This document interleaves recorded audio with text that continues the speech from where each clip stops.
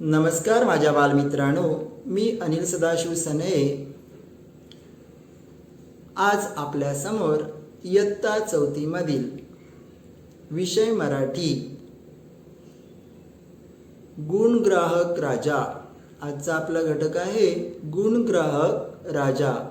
या विषयावर आपण अधिक चर्चा करणार आहोत, माहिती घेणार आहोत. मित्रांनो, आता तुम्ही म्हणाल गुणग्राहक म्हणजे काय? बरोबर, गुणग्राहक म्हणजेच गुणांची पारख असणारा. विद्यार्थी मित्रांनो, आपल्या देशात जवळजवळ 150 वर्षांपेक्षा जास्त काळ म्हणजेच 150 वर्षाहून अधिक काळ इंग्रजांनी राज्य केलं. त्यावेळी आपला भारत एकसंघ नव्हता बाळांनो. आपल्या भारत देशात छोटी छोटी राज्य होती, संस्थानं होती. त्या संस्थानांचा किंवा त्या राजांचा राज्यकारभार ते राजे पाहायचे. अशाच एका फॉर एक्झाम्पल आपल्या देशामध्ये आपल्या महाराष्ट्रात छत्रपती शिवाजी महाराजांनी हिंदवी स्वराज्य निर्माण केलं. जवळजवळ 100-150 पेक्षा पण काळ छत्रपती शिवाजी महाराजांनी, त्यांच्यानंतर छत्रपती शिवाजी महाराज, त्यानंतर छत्रपती राजाराम महाराज, महाराणी ताराराणी आणि त्याच्यानंतर शाहू महाराज, छत्रपती शाहू महाराज, अशा प्रकारे उत्तम कारभार केला. पण त्यानंतर पेशव्यांच्या हाती सत्ता आल्यानंतर पेशव्यांनी पूर्ण भारतभर आपला साम्राज्य विस्तार केला खरा, पण एवढ्या दूरपर्यंत साम्राज्य विस्तार केल्यानंतर त्यांना नियंत्रण ठेवणं कठीण होतं काम. मग त्यावेळी आपल्या देशात छोटी छोटी राज्य झाली निर्माण. त्यातलंच एक राज्य म्हणजे बडोदा संस्थान, ग्वाल्हेर संस्थान, इंदोर संस्थान. आता इंदोरच्या महाराणी अहिल्याबाई होळकर यांनी तर उत्तम राज्यकारभार कसं करावा, एक राजमातेचं उत्तम उदाहरण. जिजाबाई नंतर, ताराबाई नंतर किंवा येसूबाई, ताराबाई अशा प्रकारच्या महाराणी म्हणजे राजमातानंतर जर कोणी उत्तम कारभार केला असतील तर तो राजमाता अहिल्याबाई होळकर यांनी. त्याच्यानंतर छत्रपती शाहू महाराज, कोल्हापूरचे संस्थानिक छत्रपती शाहू महाराज, शिवाजी महाराजांचे वारस. आणि अशाच प्रकारे एक संस्थान आहे ते बडोद्यामध्ये. बडोदा म्हणजे त्यावेळी एकसंघ महाराष्ट्र किंवा गुजरात असं नव्हतं, तर त्यावेळी गुजरातमध्ये, आत्ताच्या गुजरातमध्ये बडोदा जे संस्थान किंवा राज्य होतं, त्या संस्थानाचे संस्थानिक त्यांचं नाव होतं सयाजीराव गायकवाड. आता उत्तम कारभार करणारे एक उत्तम उदाहरण, आदर्श राजा कसा असावा याचं उत्तम उदाहरण म्हणजेच सयाजीराव गायकवाड यांच्याविषयी आणि त्यांनी केलेल्या कार्याविषयी आपण अधिक माहिती घेणार आहोत. त्यासाठी मी प्रथम माझी PPT प्रेझेंटेशन करतो आहोत, शेअर करत आहोत. तर विद्यार्थी मित्रांनो, लक्षपूर्वक पाहणार ना, ऐकायचं. आणि आपल्याला जास्तीत जास्त नॉलेज, माहिती कशी मिळेल, त्यांनी कारभार केलेला त्यांचा आदर्श आपल्याला पुढे न्यायचा आणि आपल्याला सुद्धा एक उत्तम नागरिक बनायचं आहे.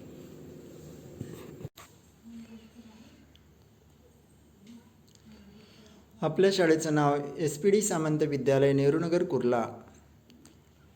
आपण इयत्ता चौथीतील विषय मराठी गुणग्राहक राजा हा धडा बाळांनो शिकत आहोत. त्याआधी आता या नकाशामधून आपल्याला काय समजत आहे? छत्रपती शिवाजी महाराजांनी आपल्या भारतात म्हणजेच महाराष्ट्रात, म्हणजेच फक्त महाराष्ट्रात नाही तर महाराष्ट्र, कर्नाटक, तामिळनाडू, आंध्र प्रदेश तसेच उत्तरेकडे राज्य विस्तार केलेला छत्रपती शिवाजी महाराजांनी आणि त्यांच्या मावळे मराठी सरदारांनी. तो हा नकाशा आज आपण पाहत आहोत.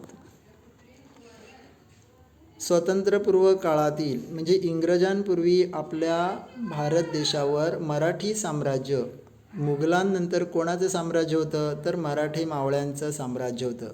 हिंदवी स्वराज्याचा विस्तार झालेला हा आपल्या भारत देशाचा नकाशा.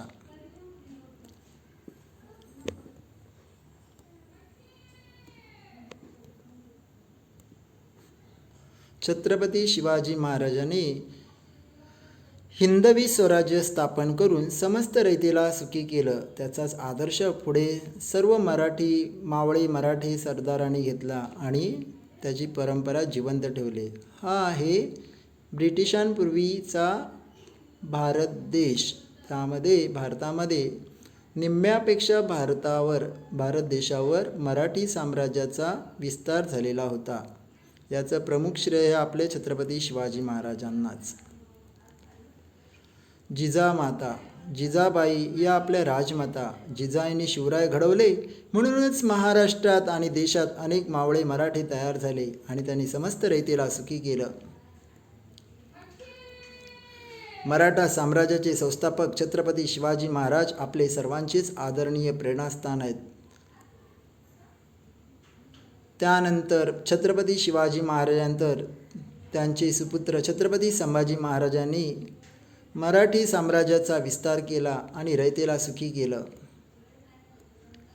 त्यानंतर छत्रपती राजाराम महाराज छत्रपती शिवाजी महाराजांनी 1680 पर्यंत हिंदवी स्वराज्याची पताका डौलत ठेवली. त्यानंतर 1680 ते 89 पर्यंत छत्रपती संभाजीराजे हिंदवी स्वराज्याचे राजे होते. त्यानंतर 1689 ते 1700 पर्यंत छत्रपती राजाराम महाराज यांनी हिंदवी स्वराज्या पुढेचा राज्यकारभार केला आणि समस्त रयतेला सुखी केले. राज्य विस्तार केला.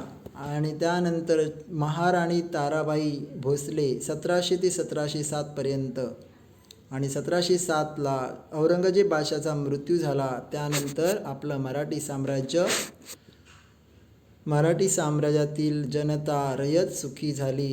कोणत्याही शत्रूपासून आपल्याला तेव्हा त्रास नव्हता. अशा प्रकारे छत्रपती शिवाजी महाराज, छत्रपती संभाजी महाराज, छत्रपती राजाराम महाराजांच्या महाराणी ताराबाई भोसले यांनी मुघलांविरुद्ध लढा दिला आणि आपल्या समस्त रयतेला सुखी केलं. छत्रपती शाहू महाराज त्याच दरम्यान छत्रपती बादशाचा मृत्यू झाल्यानंतर छत्रपती शाहू महाराजांनी महाराणी येसूबाई बादशाच्या कैदेतून मुक्त झाले. त्यानंतर आपल्या मराठी साम्राज्यामध्ये 2 साम्राज्य निर्माण झालं. कोल्हापूर संस्थान आणि दुसरं होतं सातारा संस्थान. साताराची गादी छत्रपती शाहू महाराजांकडे आली आणि त्यांनी प्रत्यक्ष कारभार न करता पेशव्यांना अधिकार दिले. ते बाळाजी विश्वनाथ,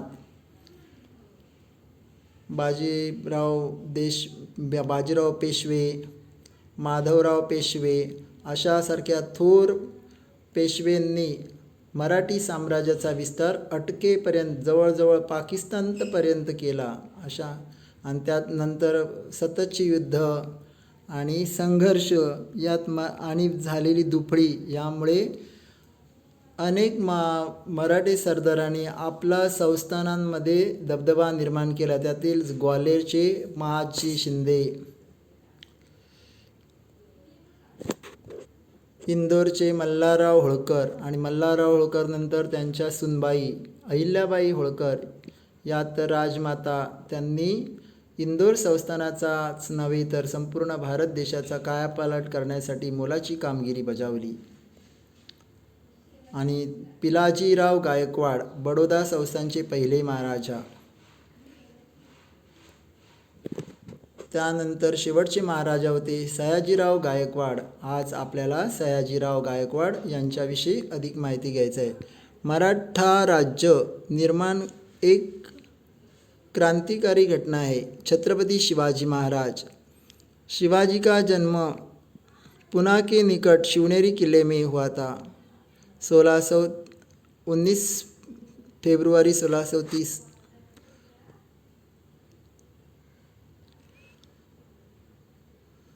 में मराठा साम्राज्य के पहले छत्रपति के रूप में उनका राज्याभिषेक किया गया. 12 एप्रिल 1680 मध्ये शिवाजी महाराजांचा मृत्यू झाला आणि त्यानंतर संभाजीराजे राजा झाले.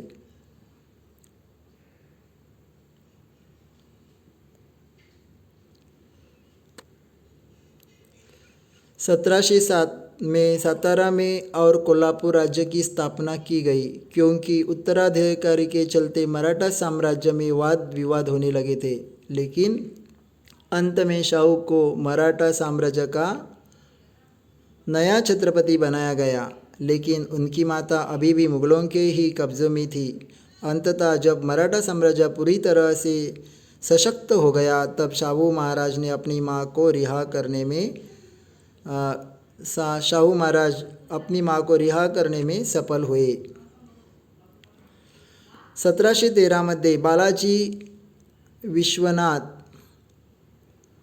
हे प्रथम पेशवे म्हणून त्यांनी कारभार पाहिला। रघुनाथ भोसले ने पूर्व बंगाल मध्ये मराठा साम्राज्याचा विस्तार केला। अशा प्रकारे मराठी साम्राज्याची घोडदौड निर्माण करण्यात मराठी सरदारांनी मोलाची कामगिरी बजावली। महाराजा सयाजीराव गायकवाड, आज आपण माहिती घेणार आहोत बाळांनो, ती महाराजा सयाजीराव गायकवाड। सयाजीराव खंडेराव गायकवाड तिसरे, जन्मनाव आहे गोपाळराव काशीराव गायकवाड। जन्म त्यांचा आहे कवळाणे, तालुका मालेगाव, नाशिक, 19 मार्च 1663। मृत्यू मुंबईमध्ये झाला 6 फेब्रुवारी 1939। बाळांनो, त्यांचा कार्यकाळ म्हणजे त्यांनी राजा म्हणून काम केलेला कार्यकाळ आहे 1875 ते 1939। त्यांची राज्यव्याप्ती होती गुजरातमध्ये आणि त्यांची राजधानी होती बडोदा। त्यांचं पूर्ण नाव गोपाळराव उर्फ सयाजीराव गायकवाड।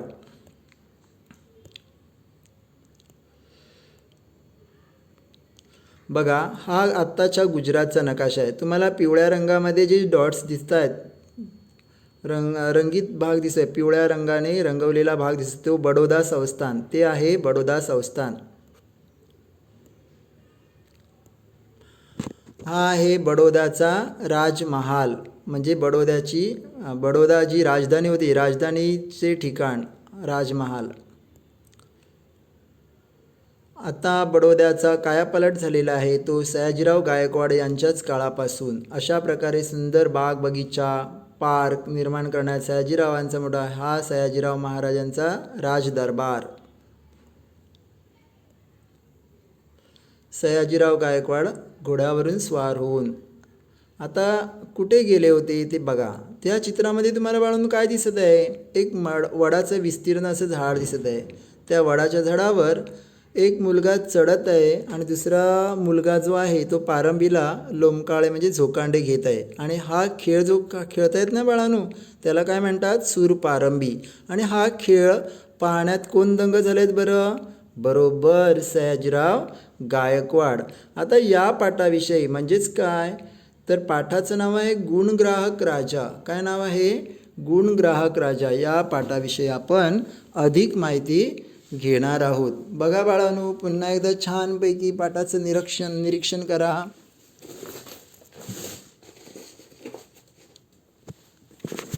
Very good.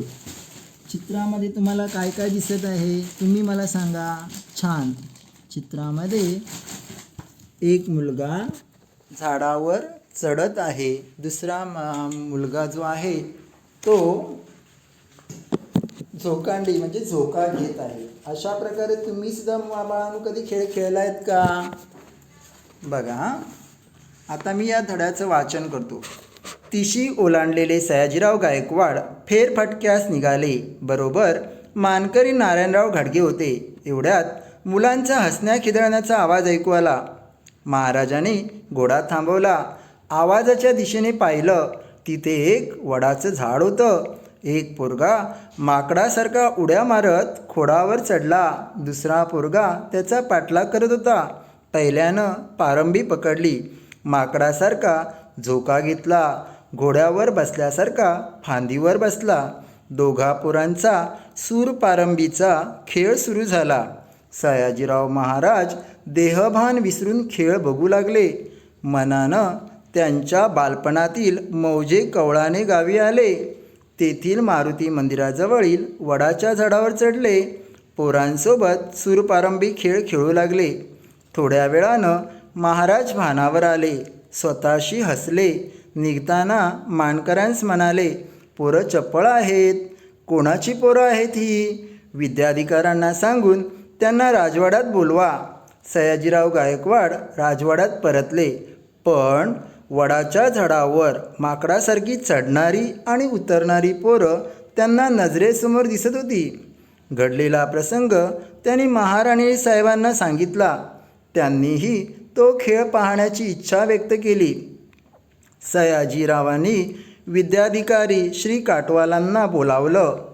नजरपागेतील ती पोरं शोधून आणायचा हुकूम केला. नारायणराव घाटगे यांनी त्या पोरांची नावं आणि राहण्याचं ठिकाण सांगितलं. विद्याधिकाऱ्यांचा शिपाई त्या भागात पोचला. त्यानं पोरांचा शोध घेतला. गजानन आणि काळूला साहेबांकडे घेऊन आला. झाडावर चढण्याचा तुमचा खेळ बघून महाराज खुश झाले. हा खेळ महाराणी साहेबांनाही पाहायचा आहे. उद्या 3ऱ्या प्रहरी तुम्ही दोघं राजवाड्यात या, विद्याधिकारी म्हणाले.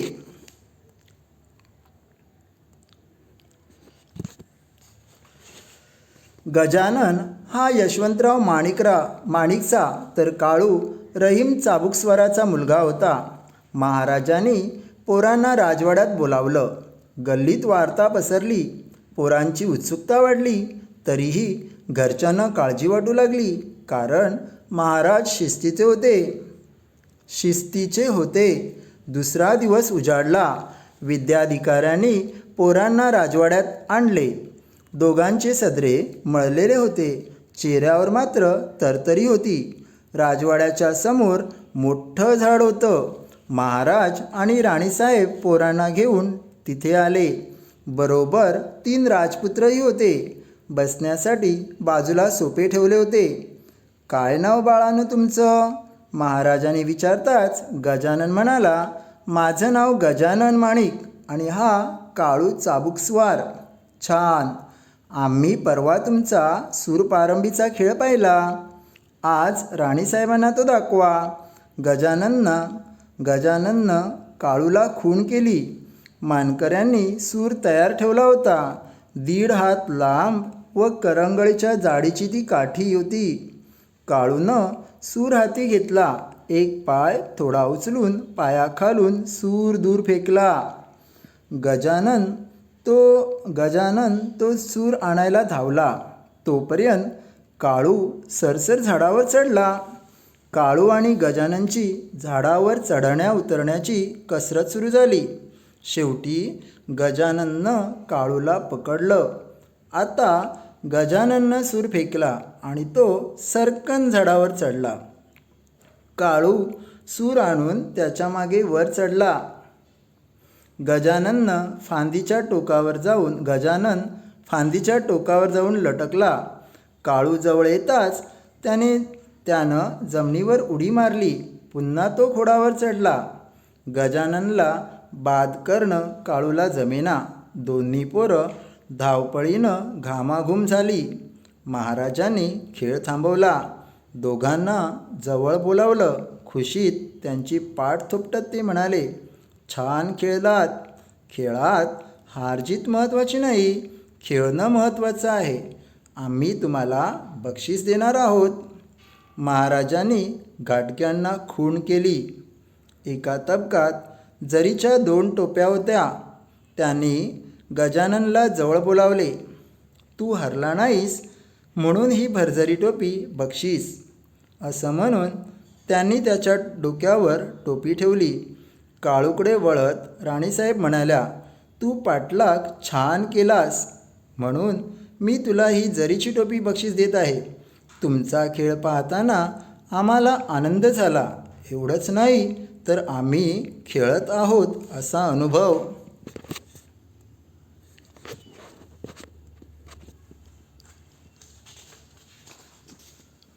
घेत गेलो. महाराज म्हणाले. त्यांनी पोरांना बसवलं, मिठाई खाऊ घातली. पोरं घोडागाडीतून घरी परतली. त्यांच्या खेळाची आणि टोपीची गोष्ट मोहल्लाभर पसरली. गजाननच्या शाळेत वार्षिक बक्षीस समारंभ होता. महाराजच बक्षीस समारंभासाठी आले होते. एक पोरगा पुन्हा पुन्हा वेगवेगळी बक्षिसं घेण्यासाठी येऊ लागला.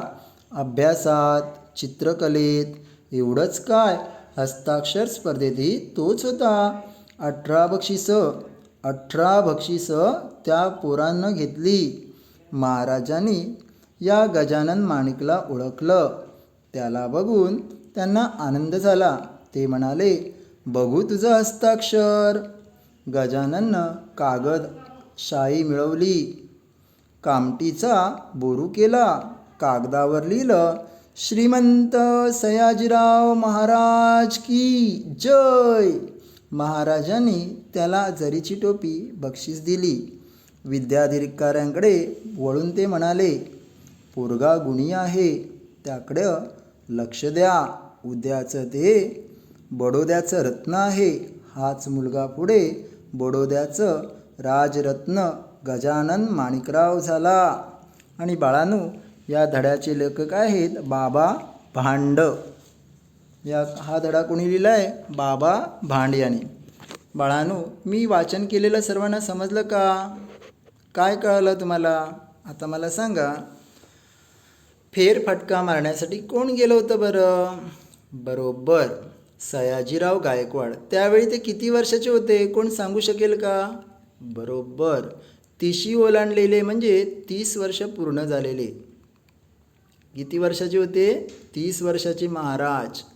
बघा, माणूस नेहमी कर्तृत्वानेच मोठा होतो.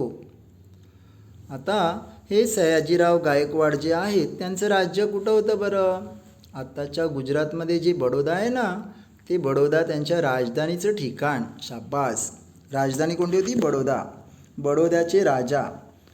आता ते फेरफटका मारणे म्हणजे काय? तर आपल्या गावात, आपल्या राज्यातील लोक, रयत सुखी आहे की नाही हे पाहण्यासाठी काही वेळा राजे वेषांतर करून जात किंवा पाहत की आपल्या राज्यात खरोखर काही प्रॉब्लेम आहे का, लोक सुखी आहेत की नाही. याला म्हणतात एक कर्तबगार राजा. अशा प्रकारे फेरफटका मारण्यास गेलेले राजा, त्यांनी पाहिलं. काय पाहिलं? तर एका वडाच्या झाडावर 2 मुलं माकडांसारखी उड्या मारत खोडावर चढतात, खेळतात. त्यांना हसण्या खिदळण्याचा आवाज आला म्हणून ते थांबले.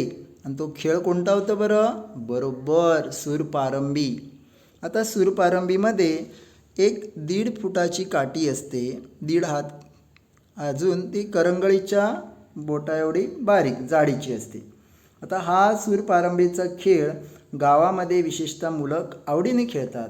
आता तुम्ही कोणकोणते खेळ खेळता? शाबास, बरोबर, कबड्डी, काही मुलं लंगडी खेळतात, अजून खो खो खेळतात. शाबास. असे आपण विविध खेळ खेळतो. तर खेळल्यामुळे काय होतं बरं? आपलं शरीर स्वास्थ्य तर राहतंच, पण मनसुद्धा प्रसन्न राहतं. आणि आपलं मन प्रसन्न असल्यामुळे आपण चांगला अभ्यास करू शकतो, चांगले विचार मनात येतात. आणि खेळामुळे काय होतं बाळांनो? बरोबर, संघटितपणा वाढतो, संघटना निर्माण होते, सांघिक कौशल्य निर्माण होतं. मग अशा प्रकारे ही मुलं जी आहेत त्यांचं नाव काय होतं? बरोबर, काळू आणि गजानन. कोणत्या झाडाचं? हे झाडाचं नाव काय? हां, शाबास, वडाचं झाड. त्या वडाची झाडाची जी पारंबी आहे ना बाळांनो, ती पारंबी म्हणजेच काय आहे ते? बरोबर, ते मुळं आहेत, त्याला सोट मूळ असं म्हणतात. कारण का बाळांनो? ती जमिनीच्या दिशेने वाढतात ना, खाली येत आहेत, ती वर जातात का? मुळं ही नेहमी जमिनीच्या दिशेने येतात, वाढतात, जातात. तो उपप्रकार आहे. आणि त्यावर लोंबकळणे, झोका घेणे आपल्याला खूप खूप आवडतं.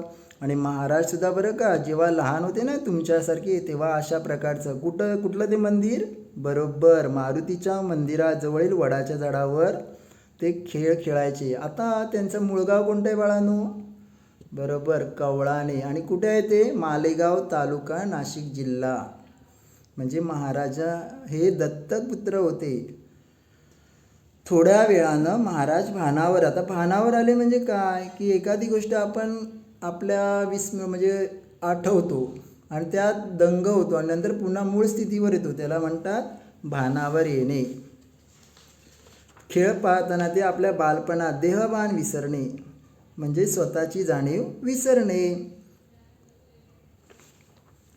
अशा प्रकारे महाराज भानावर आले आणि त्यांना त्या कळलं की अरे आपण आता बालपणात गेलो होतो. ते स्वतःशीच हसले आणि त्यांच्याबरोबर कोण होतं बरं? नारायणराव घाटगे मानकरी. जसे आताच्या मंत्रिमंडळामध्ये जशी पदं आहेत ना, मुख्यमंत्री, उपमुख्यमंत्री, गृहमंत्री, अर्थमंत्री, तसं तेव्हाच्या राज्यामध्ये मानकरी, विद्याधिकारी अशा प्रकारची पदं होती. विद्याधिकाऱ्यांना सांगून त्यांनी राजवाड्यात, आता ह्या मुलांची नावं काय आहेत? ती मुलं त्यांना आवडली कारण ती चपळ होती. चपळ म्हणजे काटक. चपळ म्हणजे काय? काटक. कोणतंही काम पटकन करणाऱ्यांना चपळ म्हणतात. आता मानकऱ्यांनी सांगितलं, काय सांगितलं की या मुलांचा शोध घ्या आणि त्यांना आपल्या राजवाड्यात बोलवा. मग त्याप्रमाणे सयाजीराव गायकवाडांचा निरोप विद्याधिकाऱ्यांना.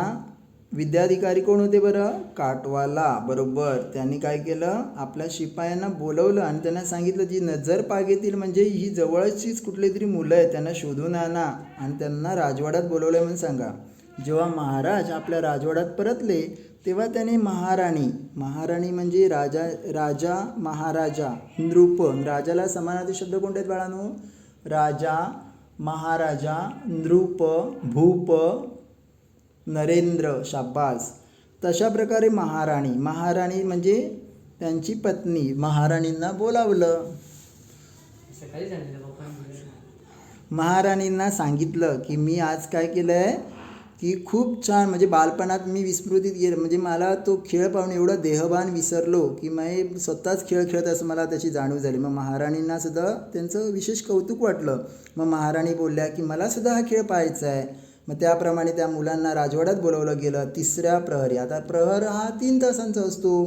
किती तासांचा असतो? 3 तासांचा असतो. मग दुसऱ्या दिवशी उद्या तिसऱ्या प्रहरी म्हणजे समजा साधारणतः पहिला प्रहर जर आपण 3 ते 6 पकडला तर दुसरा 6 ते 9 आणि तिसरा प्रहर 9 ते 12. या 9 ते 12 या वेळात त्यांना बोलवलं राजवाड्यात. गजानन आणि यशवंत. गजानन हा कोण होता? यशवंतराव माणिकचा मुलगा होता. तर काळू राहीम चाबुकस्वरांचा मुलगा होता.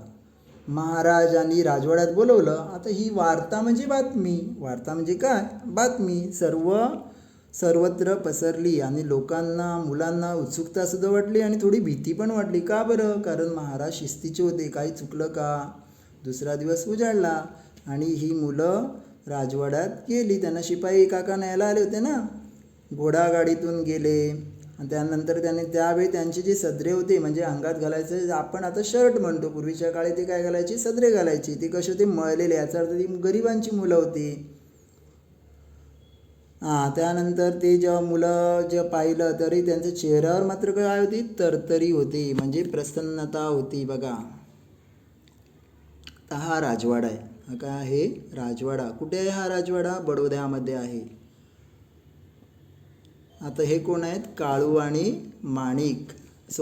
गजानन. हे कुठे आलेले आहेत? आपल्या महाराजांनी बोलावलंय म्हणून घ्या. आता महाराजांना किती पुत्र होते? राजपुत्र. 3 राजपुत्र. आणि ते कशावर बसले होते बाळांनो? सोफ्यावर. बरोबर. काय नाव महाराजांनी पहिला प्रश्न काय विचारला? काय नाव बाळांनो तुमचं? तेव्हा गजानन काय म्हणाला? माझं नाव गजानन माणिक आणि हा आहे काळू चाबुकस्वार. छान. मग छान असं कोण म्हणालं? महाराज गजाननला म्हणाले, आम्ही परवा तुमचा सूरपारंबीचा खेळ पाहिला. आज तो राणीसाहेबांना तो दाखवा. काय म्हणाले? मी पाहिलेला खेळ तुम्ही आता कोणाला दाखवा? राणीसाहेबांना दाखवा. आणि त्याप्रमाणे गजानननं काळूला खूण केली म्हणजे काय केलं? खूण करणे म्हणजे खुणावणे म्हणजे सांकेतिक भाषा आहे. आपण हाताने, नेत्रपल्लवीने किंवा विशिष्ट लकबीने न बोलता सूचना देतो, त्याला म्हणतात खूण करणे. खूण आणि खून नळाचा म्हणजे त्याला ठार मारणे. इथे आपल्याला काय केलं? त्यांनी खूण केली म्हणजे सांकेतिक भाषेने बोलावलं. चल, आपण कसं बोलतो, न बोलता एखाद्याला सूचना देतो, त्याला म्हणतात खूण करणे. नंतर त्यांनी काय केलं, मानकऱ्यांनी सूर तयार ठेवलेला होता. आता सूर म्हणजे काय, खेळण्याची जी काठी असते ना त्याला म्हणतात सूर. आणि आपण जे सा रे ग म प ध नि सा हे गायनातील जे स्वर आहेत ना त्याला सुद्धा सूरच म्हणतात. समजलं का. सुरात गाणे. 1.5 हात लांब व करंगळीच्या जाडीची ती काठी. 1.5 हात लांब आणि करंगळी म्हणजे आपल्या शेवटचं बोट आहे ना तेवढ्या जाडीची काठी. काळूनं सूर, पहिल्यांदा सूर कोणी हातात घेतला, काळूनं. आणि थोडासा पाय उचलून पायाखालून सूर दूर फेकला. गजानन तो सूर हाणायला धावला, तोपर्यंत काळू कायला सरसर झाडावर चढला.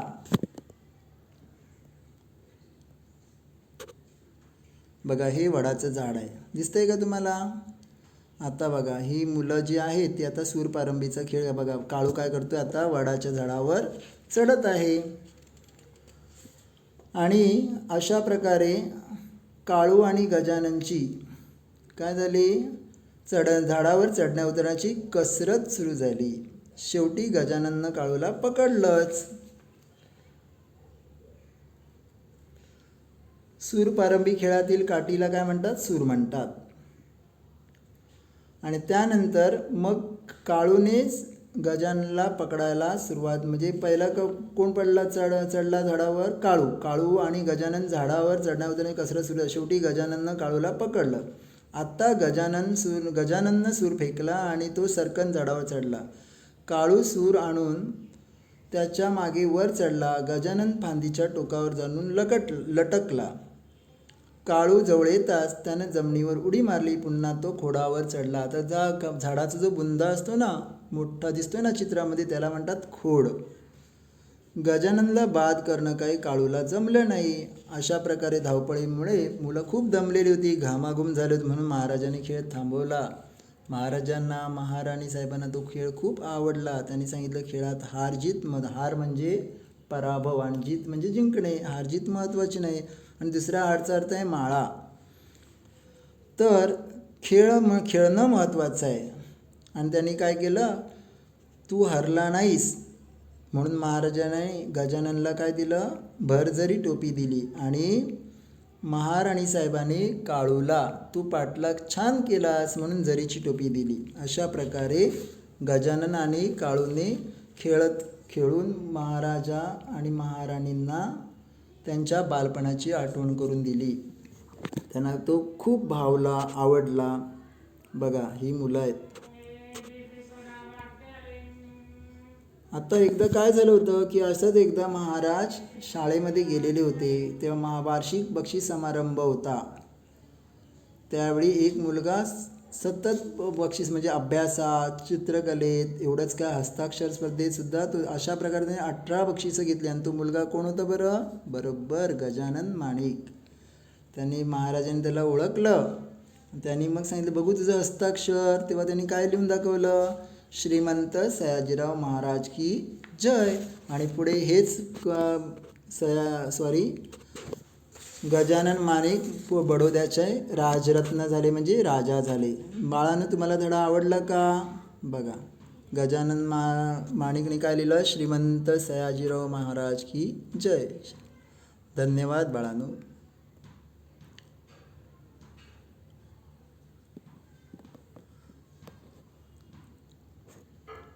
आपल्या देशात विविध खेळ खेळले जातात. क्रिकेट, फुटबॉल, हॉकी आपला राष्ट्रीय खेळ आहे. लांब उडी, सायकलिंग, भालाफेक, रनिंग म्हणजे धावणे, सूर्यनमस्कार, स्केटिंग करणे, पॅराशूट उड्डाण, घोडेस्वारी करणे. त्याच्यानंतर आता गजानन आणि काळू कोणता खेळ खेळत होते. गजानन आणि काळू सूरपारंबीचा खेळ खेळत होते. महाराजांनी गजाननला कोणती वस्तू बक्षीस म्हणून दिली. महाराजाने गजाननला भरजरीची टोपी म्हणून बक्षीस दिले. महाराज कोणत्या राज्याचे राजा होते? महाराज बडोदा राज्याचे राजा होते. धन्यवाद.